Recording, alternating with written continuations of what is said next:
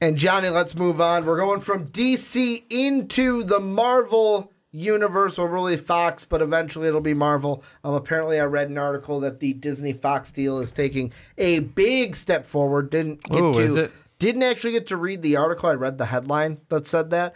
I'm hoping to get to that today to hopefully be like, ooh, we can get the X-Men in the Marvel universe soon, and interacting with those movies. But before we get into X-Men, I just got to throw out there, make sure to rate and review the Rick and Johnny podcast on iTunes and Apple Podcasts. It really helps us out. The more high reviews that we get gets our podcast into the ears of more and more people. So if you could please help us out, that would be great. But Johnny, we are talking about X-Men Dark Phoenix today because I read an article this week basically kind of not pitting, that's not the word, showing all the comparisons to Last Stand, X-Men's Last Stand. I'm going to go through them really quick. And all these, the article that I looked at said spoilers for Dark Phoenix. I don't think they're spoilers because they're all in the trailer, and most of them are assumptions that we're making from the trailer. Number one, Jean looks and dresses identically in X-Men Last Stand and Dark Phoenix. Number two, Professor X hid Jean Grey's true power from her. Number three, Jean Grey kills a major X-Men character at her home. That one's speculation because of obviously what we saw from the trailer with her kind of forcing Mystique back. Many people are like, oh my God, Mystique's going to die. And there are many people that are like, oh my God, Jennifer Lawrence is going to die. Yay. Number four, a villain manipulates Jean Grey. Number five, Jean Grey hides out with Magneto. That's a speculation because of the scene from the trailer where she's basically collapsing his metal helmet. She also does go up onto to his him, head. And there's a other scene, I think, from the first one where and he's like, you're not asking for permission. Yeah. That's the part you're talking about? Yeah. I didn't mean to cut you off and kind of blow the load that you were trying to put out there. But then mutants are imprisoned and transported. We see that in the trailer. And then very last, the X-Men and the Brotherhood have a destructive fight. So, Johnny, I'm going to ask you, will X-Men Dark Phoenix just be a bad rehash of Last Stand? I can really hope not. Oh, because luckily, three of those were speculation? Well, speculations. I'm saying speculation because of the trailer, but let's be honest. I'm assuming they're going to be true. It's what we saw in the trailer. I'm assuming, I saw what in the trailer. I'm like, oh great, Mystique dies. That I thought the same exact thing. I mean, who knows? I mean, we don't see anyone actually die. We just see a grave covered in black, whatever that was. They're painting the picture for me, Johnny. We see Mystique get blown back. We know how strong Jean Grey's power is. Yeah. Who do you think that grave is? I'm not going to assume because, I mean, we don't see who it is. I mean, for all we know, because Johnny's like, I'm not going to speculate. I'm not going to speculate on that because, I mean, my first thought when I first saw it is like, oh, so Jean Grey dies. Maybe. Do you think they'd kill off Jean Grey? Maybe because what do they have to lose anyways? It's being bought out by Marvel. What do they have to lose? To be honest, it's funny that you say that because another article. Didn't they think in the cartoons? Did they not think her dead for the longest time throughout part of it? Bit. Yeah, you're right. So and then she came back. Exactly, that could be. Maybe they could have said let her. She died in this one. They did in the other movie too. From set 2 to 3, she died. With me, everything I see about this movie, and I knew this is what this topic was going to turn into. Yeah. Even though it's not the title, everything I see about this movie does not make me want to go see it. Like I told you coming into the podcast today, I feel like I'm going to be dragged to this movie by myself. Yeah. Not going by myself. Obviously, I'm going with you. I'm going to be split into two halves, and half of me is going to go, do we have to see this shitty movie? And then the other half is going to go, come on, we're going to see X-Men. that's just how I feel with it. Like, there is nothing that they have shown me thus far that has gotten me excited for this movie. Like, anything. And that's the one thing that is it because, like, and here's, I'm throwing this out because this is kind of like a therapy thing. I'm throwing it to you and everyone watching and listening at home or in the car, wherever you are. Am I feeling this way because I'm seeing these trailers and I'm seeing all these connections to X-Men Last Stand, and I'm like, so you don't have any new takes on this story? Like, First Class was a new take on the origin of the X-Men. Then you had Days of Futures Past, which I wasn't super high on. I didn't think it was an amazing X-Men movie, but I didn't think it was terrible. Then you had Apocalypse, where I was like, it was better than Days of Futures Past, but it was no X-Men First Class. And now I have this one where I'm looking at it, and it's like, so it looks like you just said, hey, we did X-Men First Class, let's just do that again. Or is it because I already know what's going on with the Disney Fox deal? Is that influencing my attitude on this? I don't know. I don't know if it's because it could be a little bit what I'm seeing or because of what I know is on the horizon, and I'm just so excited for what Disney Marvel can give us more so than Fox X-Men. Because, yeah, I mean, to be fair, you didn't have a high expectation when it came to Fox X-Men movies. I mean, X-Men First Class, I really liked. Yes. Like, even the first three, like, we were... How old were we for those three? I don't even I think part of that, too, was, like... I try to keep an idea that also, like, there's some... not nostalgia factor necessarily, but, oh, my God, we're getting X-Men movies. Yeah, so the first three movies, I don't really, like... In my mind, I don't criticize them a ton. No. Because, like, we were 10 when the first one came out. And I was just flipping excited at that point to see an X-Men movie. Then X2, X-Men United, was when we were 13 years old. That was 3 years later. And then Last Stand was when we were 16 in high school. So 10, 13, 16. And then First Class was when we were 21. Days of Futures Past was when we were 24. Apocalypse was 26. And now Dark Phoenix will be 29. Yeah. So, I mean, is it because I know what's on the horizon that Fox is getting, like, that X-Men are going from Fox to Disney? Or is it from what I'm seeing? What are you feeling? Because this is a lot of my feelings. Like, are you on par with me? Are you, because you're more of a Marvel guy than me, you're like, I'm going to try to be more optimistic? Are you just saying that because you don't want to be down on this? What's going on in that little tin can? I want to give it its chance because, yeah, I think maybe even they had an idea that, like, well, we may not be Fox Marvel for much longer. We're going to be bought out by Disney, and then that may have played into it for them as well as for us. That, like, hey, Disney's going to buy them out soon enough. We're just waiting for that. But the other side is, like, you would think they wouldn't want to go out on a sort of a bang. So I'm having some hopes for it. That it's not a complete rehash of number 3. And I mean, there's some stuff that looks a lot more exciting than that number 3 was. See, and not to criticize 1 through 3 because, like you said, we were like 10 through 16 for those. Yeah, 10, 13, 16. You know, it's the thing. Oh, I just had it. What you just said, where you want to give it the benefit of the doubt. Oh, you brought up the. Here's the thing that's gonna piss me off about it. If this is true.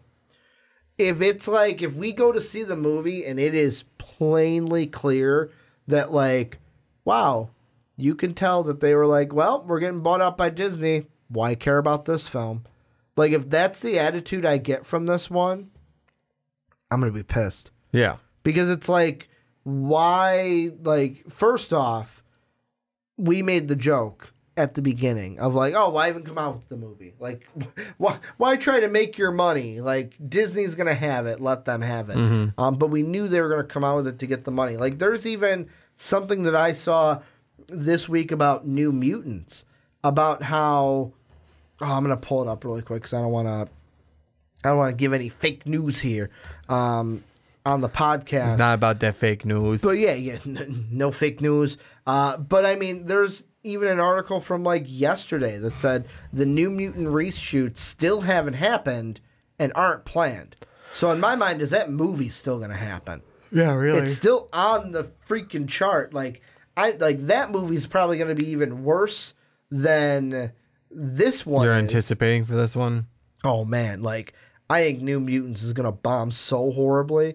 And I wonder if these end of these Fox movies that come out are just going to be painfully of like, yep, we knew it was the end. Like I saw an article that I had mentioned to you before we hit the record button. It said X-Men Dark Phoenix director is prepared for it to be the end. And you were even like, wow, that bodes some confidence. What the exact quote is here's what it says from the article. While there has been much speculation about how this may have already affected the X-Men franchise and the MCU, the delicate nature of the Disney-Fox deal means no concrete plans have been made yet. Speaking to EW about this week's release of the new trailer of Dark Phoenix, the director of Dark Phoenix, Kinberg, said that he has no idea if this will be the final movie to feature the current cast. He says in a quote, "I truly don't know. I haven't had formal talks with Disney. I know Kevin Feige very well, but we haven't had formal talks because until the merger is official, they're not allowed to have those kind of talks and conversations with the folks at Fox or myself. Like they're not even, and I'm interjecting here, they're not even allowed to say to us what they're allowed to do. They can plan behind closed doors, but they can't even say like, oh yeah, X-Men movie 2021. Like they couldn't do that. Yeah. Going on with the quote though, what's interesting is obviously I started this movie long before Disney purchased Fox, and I approached the movie knowing that it was the fourth movie with our first-class cast, and that the Phoenix story for me is the ultimate X-Men story. They approached the movie like it was the culmination in some ways. Not that there couldn't be other movies, but I did approach the movie as if you spent 20 years of living with this family, this is the movie you see the family truly tested, fall apart, and hopefully come back together. There was something about that sense of closure for the family, that sense of test, that sense of loss. It felt like not this is the end necessarily, but this is it for them. What are your thoughts now hearing his quotes? No, just I have one thought that keeps going through my head is that if this one bombs, and let's say they do come out with New Mutants and that one bombs, it's almost the thought of, to me, like, you guys just trying to like set up for failure before Marvel gets it, just because the casuals won't go see it because some casuals don't realize the difference between the two. So, and let me just wrap my head around this. Yeah. Are you maybe speculating that maybe Fox was like, hey, Disney's going to buy this. Let's tank these two properties to bring that X-Men stock down? Is that what you're saying? I'm saying I'm hoping that's not the case. Hoping like they, not say accusing anyone of anything. But you're saying that flame might be, that might be a possibility. If they both tank, yeah, that would be a thought that would go through my head. So if they're both really bad, Johnny would be like, did you tank on purpose? Yeah. Did you tank on purpose so that like the casuals will be like, well, I'm never seeing an X-Men movie again. Yeah, exactly. Kind of like how Fan4stick. Yeah. I hope it's not that bad. I hope it's not Fan4stick bad. If it is, then we have our own slew of problems. Here's another thing, and just from that quote that got me thinking. We have said before, like we talked about who is going to be Wolverine in the MCU. Yeah. I don't think this cast sees the light of day with Disney. And the reason why is, A, Disney's going to want to do their own thing. Disney's not going to bring in... I don't see Disney bringing over the the people from Fox. Number 2, if this movie flops, which, you know what? I didn't even look this up, and I should right now. Last Stand, Rotten Tomatoes. Do you want to guess the score for X-Men Last Stand on Rotten Tomatoes? 47. Close. Tomato meter, a 58%. The audience score, a 61%. See, I wish I didn't drop it to 10 points because I was going to say 57. I'm like, I'm going to drop it a little bit. Where First Class, just to compare it. Yeah. Let's see. First Class. Come on. Give me this tomato. Yeah. X-Men First Class. Tomato meter, 86. Audience, 87. A lot better of a movie. So, like, if this does the same, if not, like, because here's the thing. If it's a bad rehash of X-Men Last Stand, in my mind, it's going to have worser scores than X-Men Last Stand. Because usually the next reincarnation does worse than the first one. Yep. If it's just a bad rehash of Last Stand, why would Disney say, hey, let's keep these guys around? These guys got less than a 50 on Rotten Tomatoes. The critics hated it. Why would we? Like, give me the argument, Johnny, for if it does bad, why Disney would even want to keep this cast around and not have their own. No, they wouldn't, and that's the thing. It's Johnny's like, Ricky, I can't come up with an argument and for that's the thing. It's not only the actors and actresses. They might want to think about keeping the actors and actresses because they may be doing a good job. It's the producers and the directors and all them. And the writers, it's like, yeah, no, you guys are gone. There's like a few of these actors that I love them in the role, and they fit really well in the role they're playing. But they may not, if like they don't keep them all, any of them, like they don't keep a certain amount of them, they're not going to keep any of them. Just because it's like Disney likes to find, and Disney's really good at finding actors to fit the roles of the characters. Now, the one thing I want to look up really quick is that, there it is. That is what I was looking for. So, this news was from December, obviously. Yeah. With the script of, let's see, finding it here. So apparently, let's see. I'm just going to read this article out loud really quick. This is about Feige reviewing the Dark Phoenix script way back in December. That's right. They gave it to him to look over. Feige has said numerous times that he intends to focus on the projects right in front of him and plan the characters he currently is. Not until we're given word. He's talking about the deal. It doesn't say. Apparently, he was given the script to review back in December. And the thing that I am interested in to see is after this movie premieres, I am interested to see if some of the news comes out like Kevin Feige. Yeah, I told him to change that. I told him not to do that. I advised them against that. And how much of it will be, did the director, did the writers not listen to a word Kevin Feige said? Because here's the thing I would think, Johnny. If I was writing a script and I gave it to Kevin Feige, and Kevin Feige told me to change stuff, you know what I would do? Change it. Change it. Because he knows what he's like. The Marvel films, and I know there are people out there that are like, there are some people out there that are like, not all Marvel films are that great. Like Ant-Man #1 isn't an amazing film. It's a good film. It's funny. But it's not like amazing. And I know that Mark is one of those guys. Mark is also, I believe, and Mark, correct me if I'm wrong, that Marvel is like, they have their formula and they stick to it. So, of course, there's that camp out there.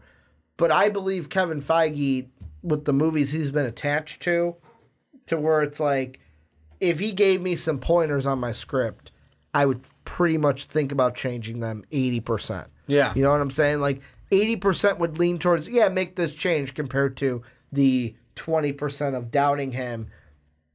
I wonder if there were things they said, hey, you should do this, you should do that. And I wonder if they were like, nope, not going to do that. That doesn't fit with what we're doing. And I wonder if that's going to come out after the movie premieres. I would like to know now, like, what changes, or at least some of the changes he said to make, or just and if the they did, thoughts he had about it. Yeah, and if they did or didn't, because now, like, again, we do have to wait and see if this movie's going to be any good or not. But yeah, I get your concerns.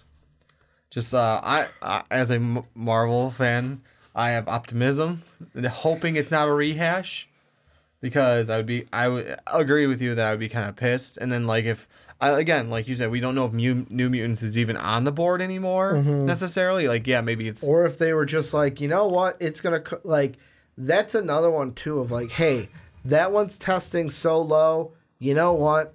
Let's not even waste the money with reshoots. Let's just put it out with what we got right now. Yeah, let's try to make our make some of our money back. Like, oh, and that's gonna be the last taste we have in our mouth is New Mutants. Yeah, but again, that like kind of puts a bad image for the casual, like the casuals that don't necessarily like. I've got people that I've talked to, like they bring up they're talking Marvel, like Disney Marvel, and all of a sudden go X-Men. I'm like, not the same thing. Yeah. And they look at me like, one's Fox owned, one's Disney owned. And they stare at me like, yeah, I didn't know that. I'm like, yeah, they are separate properties. Yeah. Which is why you've never seen crossovers. And that's why I feel like and we've talked about this before, when X-Men comes over to Disney, just wipe that slate clean. Let me wipe that slate clean, disinfect it, clean it off, spray nice. Spray the whiteboard with some... I almost said Febreze, but it's Windex. Yeah, we're wipe it all down. We're getting that slate nice and clean for those new actors. Which we found out not too long ago. You can't do that with our whiteboard anymore. No, you can't. We have had. So speaking of that, I'll do this at the end. Little kind of story time with Rick and Johnny. So we've had a show idea in the kind of pipeline for, what has it been? 2 years now. This is longer than our show's been around. It's basically been longer than our show that we've wanted to do this. It's basically Deadliest Warrior, but comic book characters. Comic book, like nerd, like anime. We had a ton written on a board. We even had a first season planned out. Yeah, I think first and second season planned out. Just the first. Oh, yeah, no, like the first. We had ideas. We had a first planned out, and then we had ideas. Because remember, this was before like I was in the workforce and I had more time. Yeah, that's true. And I came up with those character profiles. Yeah, that's true. I forgot about that. With like the height and stuff and the strengths and the weaknesses. We would like to do that. It's still in our kind of like backlog of like, yes. Right now it's on the back burner. Top projects that we want to get started. Get around to it. But yeah, the whiteboard has been sitting there with the stuff written on it for so long that I can't erase it. Like I came up with the marker with the eraser to erase it, and it was like, nope, none of this is coming off. It is stuck to that board. It is there. So because I took a picture of it, because I'm like, I'm going to use this board for something else, and I was like, I guess I'm not using this board, and I put it right back where I had it. With there stuff and it's staying there, and it will always have our first season when we get that started up. But this is where you guys come in. Let us know what you think down below in that comment section. A, are you hyped for Dark Phoenix? B, are you not hyped for Dark Phoenix? Are you concerned? C, are you concerned? And D, what do you think? Is it going to flop? Is it going to do well? Is it going to be mediocre? Let us know what you guys are thinking down below in that comment section.